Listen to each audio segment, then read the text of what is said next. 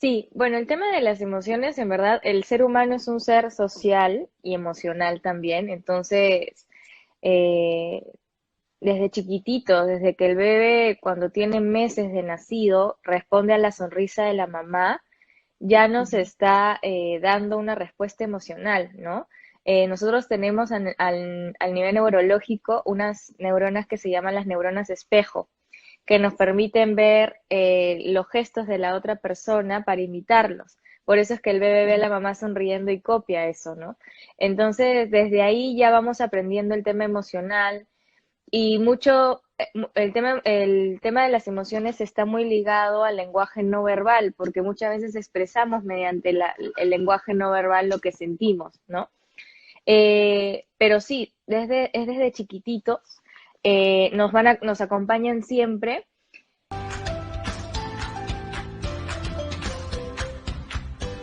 Y ahora el tema de la regulación emocional y la inteligencia emocional también, porque creo que el tema de las emociones es bastante, bastante amplio.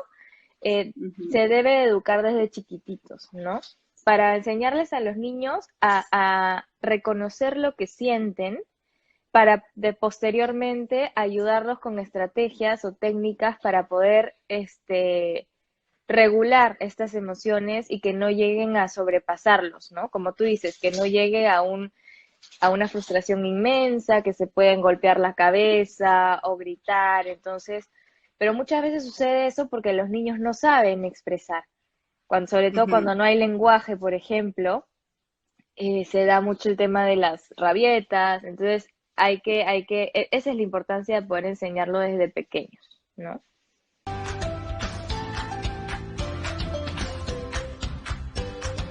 Es real, es real. Nosotros como seres humanos hay investigaciones que confirman que el ser humano tiene memoria corporal, ¿no? Tenemos una memoria corporal que recordamos cosas, vividas y que sí influyen porque la mamá, porque estamos químicamente conectados con el bebé, ¿no? Entonces, cuando por ejemplo nosotros nos estresamos, yo soy mucho de me estreso y el estómago se me encoge, ¿no? Somatizamos. Sí. Entonces, si el bebé, a mí me da gastritis cada vez que estoy estresada. Entonces, si el bebé está dentro de nosotros, obviamente va a tener un impacto. Tampoco es decir que no podemos sentir nada en el embarazo porque eso también es irreal.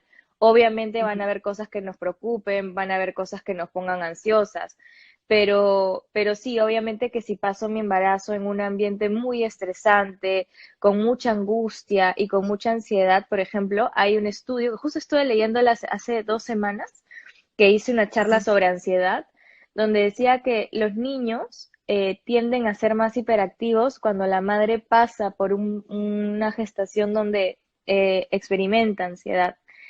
Entonces, sí hay relación, ¿no? Ahora, el tema de la lactancia, totalmente cierto, porque sí, eso es mucho más ya como que tangible. Todo Ah, se le pasa por un químico, ¿no? Entonces, la leche es increíble, pero la leche, bueno, y tú lo debes saber también como mami, la leche va ujú. cambiando de acuerdo a los meses del bebé. Ujú. La leche no es la Cla- misma al mes que a los 2 meses, sino que va cambiando y el organismo es tan perfecto que le da lo que justo necesita en ese mes para que crezca, ¿no? Entonces, al igual que como están esos químicos, también les pasamos químicos que no es necesariamente hormonas, ¿no? Por ejemplo, cuando estamos estresados, el cuerpo segrega cortisol. Ujú. Entonces, Sí, vamos correcto. a pasarle cierto. Por eso también nos dicen, no tomes cuando estás dando de lactar, no te mediques con tal cosa, entonces porque se pasa de alguna forma, ¿no? Un ejemplo de esto es cuando, por ejemplo, nosotros adultos llegamos a un lugar donde hay una pelea, ¿no? Ujú. Lo sentimos, nos damos cuenta, nos fastidiamos, y si no estamos dentro de la persona y lo podemos sentir, con mucha más razón el bebé que está dentro de, ¿no?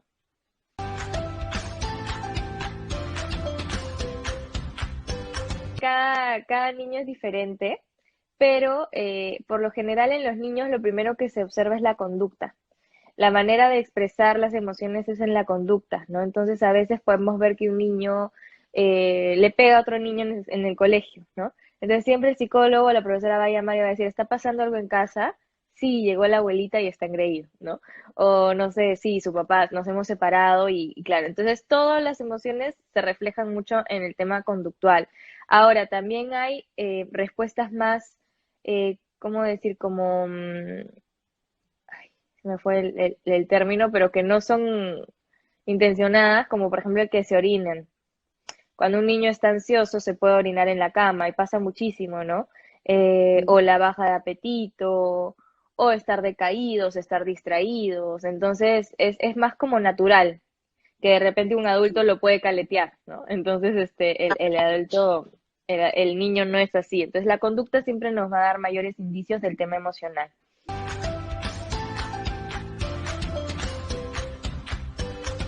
De hecho, esto se usa mucho para un poco como que clasificarla, sobre todo para los niños, aquellas que te hacen sentir incómodo y las que no. Pero lo cierto es que también es importante decirles que no hay emoción mala, ¿no? Porque a veces cuando crecemos con esa idea, tendemos a evitar. Cuando estoy triste, no puedo estar triste. Entonces no me permito sentir emociones incómodas y al final no las trabajo, ¿no? Entonces, es importante primero ayudarle al niño a conocer las emociones y para eso también hoy en día se les está motivando a los colegios a tener un poco de esta enseñanza emocional para que sepan reconocer qué es lo que siento y posteriormente encontrar maneras de canalizarlo dependiendo de cada niño. Hay niños, por ejemplo, que lo pueden canalizar bailando, haciendo deporte, este, pensando, reflexionando, ¿no? Hay técnicas como el tiempo fuera, por ejemplo, que se le dice al niño, a ver, anda y reflexiona un ratito, ¿no? O te acompaño y reflexionamos juntos un ratito.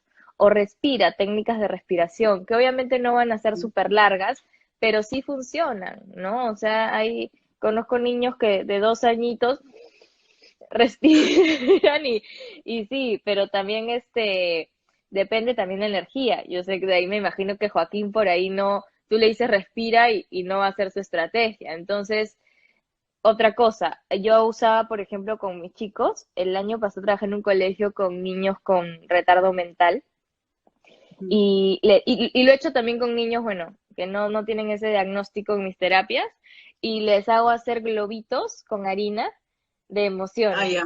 Entonces les ponen, los llenan de harina o de maicena y les ponen la carita, ¿no? Y con un en color. Entonces hacen su cajita de las emociones, las defines y cuando ellos se sientan angustiados y no saben decirlo, van y agarran la emoción que les toca y la aplastan, ¿no? Y la aplastan. Y esto funciona porque yo me acuerdo que tenía una chiquita una alumnita que tenía muchos, muchos colerones y no sabía expresar. Entonces la veía que se iba a su caja y hasta que ya botaba y le ayudaba, ¿no? Claro, sientes que aplastas y le permites al niño tener ese espacio de desfogue y sabe que no necesariamente lo va a desfogar golpeando al otro o quitándole el juguete al otro, sino que tiene su manera de manejarlo y él mismo. Entonces también generas ahí la autoeficacia, ¿no? De yo Sí. pude manejarlo. Oye, felicitaciones, yo pude manejarlo, ¿no? Y va por ahí. Y si nos tomamos un momento para respirar profundo, es como que llega la calma a ti. Siempre estamos como, y a veces cuando estamos más tensos, si nos damos cuenta, nuestra respiración está siendo más corta. Entonces, obviamente el organismo se siente más como que en peligro, ¿no? Lo hacemos sin querer queriendo, pero sí es súper, súper interesante e importante hacerlo. Y sobre el tema de la hiperactividad, algo que también puede funcionar, que me acabo de acordar, es ¿cómo se le dice? El espacio de la calma o el lugar de la calma para los niños, el rincón de la calma. Entonces yo les hago hacer a los chicos en la casa, en su casa, en una esquinita o en su cuarto, con una sábana, no sé, hacer como algo, como una carpita, y ese es el espacio en el que ellos van y ponerle cosas sensoriales, ¿no? Estos globitos, arena mágica, no sé, Play-Dohs, cuando son más grandes a veces pueden tener velitas, o si son chiquitos y les gustan las velitas con focos, esencias. Entonces, les permite que tengan ahí su espacio y que ellos vayan sabiendo que pueden ir ahí y es su momento, ¿no? De estar solos y les funciona. Y es importante también, como tú dices, preguntar, ¿qué pasa? ¿Qué sientes? porque a veces dejamos, ya, no llores, no llores, y algo que hacemos, se hace mucho, por ejemplo, el niño se golpea, ¿no? Sillón malo, no, no, no. El sillón no tiene la culpa. ¿Qué pasó? Me caí. Ya, entonces, ¿qué? ¿Pero por qué te caíste? Estabas caminando. Ya, entonces estabas corriendo. Entonces, ¿hay que correr? No hay que correr. Ya, ya pasó. Pero muchas veces ahí sin querer estamos enseñando a culpar a lo externo. Estamos generando un locus externo que hace que el niño Ajá, se acostumbre también. Ojo, esto no estoy diciendo que si lo hacemos una vez va a pasar siempre, pero o sea, que se acostumbra que todo el control está afuera. Entonces, él no es claro. responsable de nada.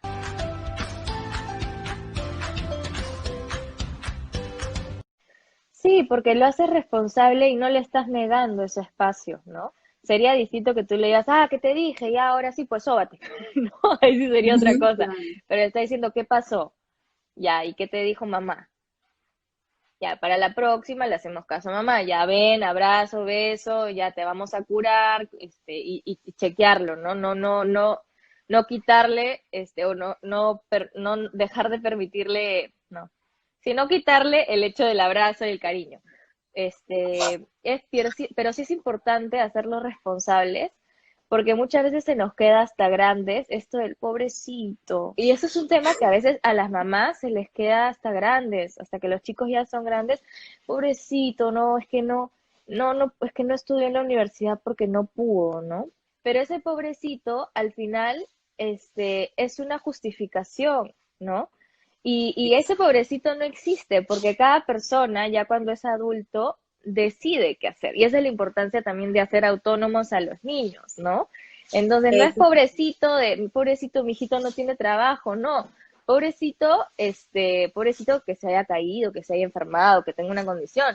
Pero más allá de eso no, o sea, tú decidiste ese camino. Simplemente, al contrario, yo creo que lo hacemos retroceder en vez de impulsarlo, tú puedes. O sea, así no hayas podido, así no se te haya podido dar la mejor, de pronto el colegio más caro, entonces tú puedes. O sea, dale, nada de pobrecito, o sea, adelante.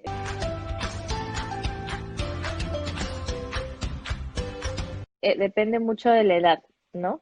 Sobre Ok. todo cuando pasan a la adolescencia, pero cuando son chiquitos, a veces es buscar el momento idóneo. De pronto cuando vas en la noche, darte un espacio para contarle un cuento, ¿no? Y durante ese cuento preguntarle, oye, hijito, te siento medio triste. O ya las mamás se dan cuenta cuando el niño está triste o algo. Entonces, a veces lo que yo uso es inventarme historias, ¿no? Te cuento que hoy día estuve un poco triste porque vi, a ti, ¿tú has estado triste en algún momento? ¿No? Entonces ya como que le fomentas eres empática. Entonces lo Claro. fomentas y también que sea un espacio como que se preste para eso. No es lo mismo preguntarle en el carro o mientras vas manejando, hijito, ¿qué pasó? Ya, ya, después me cuentas, ya. No es lo mismo a darle un espacio para que él se sienta seguro, porque se está abriendo su mundo interior. Y cuando son adolescentes, hay que entender que los adolescentes, todos hemos pasado por esa etapa, entonces también necesitan su espacio, ¿no? Pero a veces lo que sirve también es no preguntar tanto. Siempre los adolescentes, los papás tienden a decir, ¿y cómo te fue? Bien. ¿Y qué hiciste? Nada. ¿Y saliste con...? No. Entonces es como que parece un cuestionario, ¿no? Entonces, en vez de hacer un cuestionario, mejor contémosle. Oye, te cuento que hoy día me fui a la peluquería y vi una señora que trató a otra persona súper mal, me dio pena, oye, porque eran como que amigas. Y entonces tú le cuentas y al final fomentas a que tu hijo o tu hija te cuenta, oye, sí, mamá, qué feo que se pelearon. Sí, oye, qué horrible, porque no sé qué. ¿Tú alguna vez has visto? Entonces ya generas un diálogo.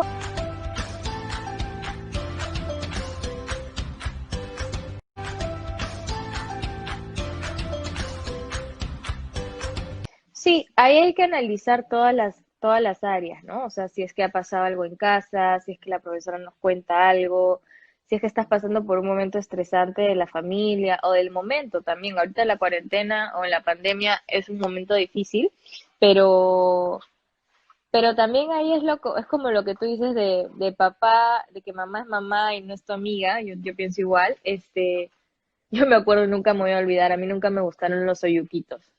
Y un día llegué a mi casa y le dije a mi mamá, no voy a comer, no quiero yuquitos. Y mi mamá me dijo, ok, no comas.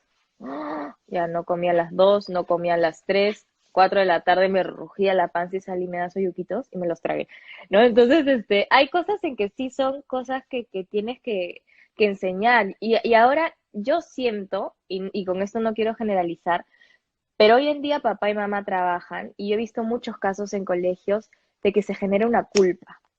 Papá y mamá sienten una culpa muy grande por no estar en casa y eso genera que cedan mucho, ¿no? Entonces, no quiero comer, no, es que no quiero comer, no quiero comer ya, hijito, ¿qué quieres comer? Porque es como, no estoy y quiero verlo feliz el tiempo que estoy, ¿no? Pero sin querer también genero una conducta que no es la adecuada. Entonces, ahí hay que analizar bastante bien ese punto para poder manejarlo, ¿no? Algo sumamente importante en la familia es algo que justo, lo que acabamos de hablar, ¿no? Uno siente el ambiente, o cuando hemos sido hijos hemos sentido si papá y mamá estaban peleados, o sea, no tenían que decir nada, uno se levantaba, veía caras y era como, ¿no? Ya sabía que algo pasaba. Entonces, eso sucede igual con los hijos, con nuestros hijos, ¿no? Entonces, eh, hay que, hay que empezar por nosotros primero para luego pasar a nuestros hijos. Y si nosotros estamos bien a nivel emocional, nuestros hijos lo van a estar. Pero, pero esto es sumamente importante, ¿no? El poder también darnos espacios como papás, el poder tener momentos no sé, yo confío mucho en la meditación, que tiene mucho de la respiración que hablábamos, ¿no? Darnos espacios, no asfixiarnos, y creo que sí es importante el darle tiempo a los chicos. Yo sé que hoy en día, también es importante el trabajo, pero sí tengo que decirlo, o sea, creo que hay que a veces que priorizar, ¿no? Entonces es calidad de tiempo, y estar ahí, ¿no? Y escucharlos y hacer cosas. Y yo siempre digo, cuando tú estás con un niño, haz las cosas que a ti te gustaría hacer. Entonces, es lo que yo hago con mis pacientes, por ejemplo, ¿no? ¿Qué me gustaría, qué Ujú. me gustaba a mí a esa edad? Tener una carpa en mi cuarto y poder meterme y estar ahí. Entonces, eso es algo que es chévere, ¿no? Entonces, hacer las cosas y pasarla bien. Y eso va a generar más confianza que a veces el ser amigo, que nos puede jugar muchas veces En contra. en contra, sí, porque papá es papá y sí tenemos que tener los límites ahí establecidos, pero eso no quiere decir que no puedas tener confianza.